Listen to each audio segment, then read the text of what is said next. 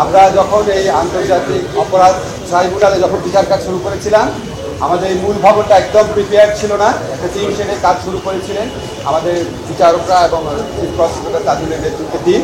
তো আমাদের পূর্ত মন্ত্রণালয়, বিহার পূর্ত মন্ত্রণালয়ের মাননীয় মন্ত্রী আদিলুর রহমান খান, আমাদের উপদেষ্টা আদিলুর রহমান খান, আমাদের যে পূর্ত সচিব আছে, আমাদের চিফ ইঞ্জিনিয়ার আছেন, ওনারা প্রায় একটা অসম্ভবকে সম্ভব করেছিলেন। ওনারা প্রাথমিক এস্টিমেশন ছিল ওনাদের 3 মাসে কাজ শেষ করা, সেখানে ওনারা মাত্র কয়েক সপ্তাহে কাজ শেষ করেছেন 3 সপ্তাহে। আজকে আমরা যে দ্বিতীয় ভবন আছে, দ্বিতীয় যে ট্রাইব্যুনালটা আছে, দ্বিতীয় ট্রাইব্যুনালটা এই ভবনে পার্মানেন্টলি যেন উঠে আসতে পারে, এটা লক্ষ্যে নির্মাণ কাজ শুরু হয়েছিল। সেই কাজটা আছে কমপ্লিশন হয়েছে।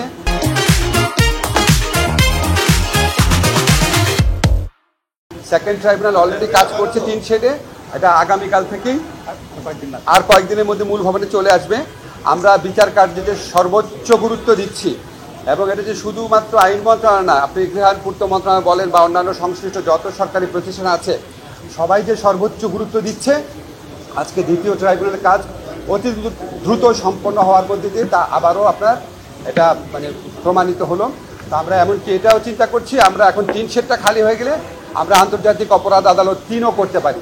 যদি আমরা 3 করতে পারি, তাহলে আমরা অন্যান্য যে আন্তর্জাতিক অপরাধ আছে, যেমন গুম বা অন্য ধরনের যে আন্তর্জাতিক অপরাধ, সেই সমস্ত অপরাধের বিচার কার্য দ্রুততর করতে পারবো। যে আমাদের টিম, আমাদের তদন্ত টিম আছে, আমাদের প্রসিকিউশন টিম আছে, আমাদের বিচারকরা আছে, ওনারা রাউন্ড দ্য ক্লক কাজ করছেন, প্রচণ্ড আপনার ডেডিকেশন পরিশ্রম নিয়ে কাজ করছেন। এবং এটা সম্পন্ন করার ক্ষেত্রে গৃহায়ণ পূর্ত মন্ত্রণালয়ের মাননীয় উপদেষ্টা এবং অন্যান্য সিনিয়র কর্মকর্তা বৃন্দ, সচিব, ওনারা আমাদেরকে অকুণ্ঠ সহযোগিতা করছেন।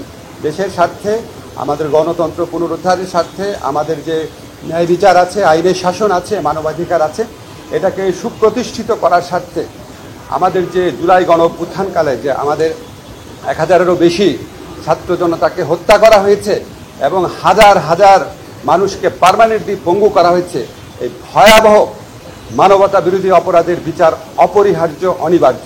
সেই বিচার করার লক্ষ্যে প্রথম থেকে আমরা অবিচল আছি এবং বিচারের যে গতি আছে সেটা আমরা যথেষ্ট সন্তুষ্ট আছি।